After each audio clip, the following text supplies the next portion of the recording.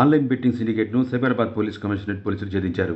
Telegram ఇన్ఫ్లుయెన్సర్లు, అనధికార betting వెబ్సైట్ల ద్వారా నడుపుతున్న అధునాతన ఆన్లైన్ బెట్టింగ్ సిండికేట్ను విజయవంతంగా నిర్వీర్యం చేశారు.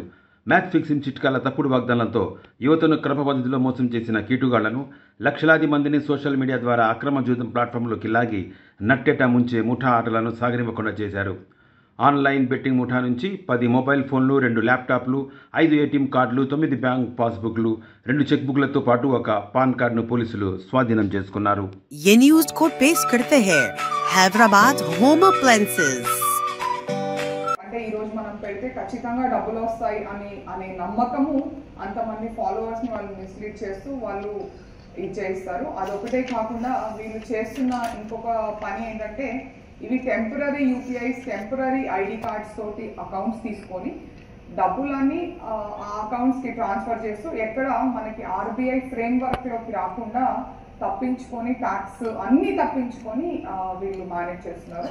అంటే ఇప్పుడు ఒక 10 మంది ఎగ్జాంపుల్ మాత్రమే, ఒక 10 మంది బెట్టింగ్ పెట్టారనుకోండి, దాంట్లో ఎవరో ఒకరికి కొన్ని డబ్బులు వస్తాయి. ఆ కొన్ని డబ్బులు వీళ్ళ అకౌంట్లలో కూడా వీళ్ళు బినామీ అకౌంట్స్ అండ్ ఫాల్స్ ఐడీస్ తోటి తీసుకున్న అకౌంట్స్లో వేయించుకోవడమే కాకుండా ఆ గెలిచిన వాడికి వన్ ఆఫ్ వీళ్ళ నుంచి యూపీఐ పంపించి వేయిస్తున్నారు.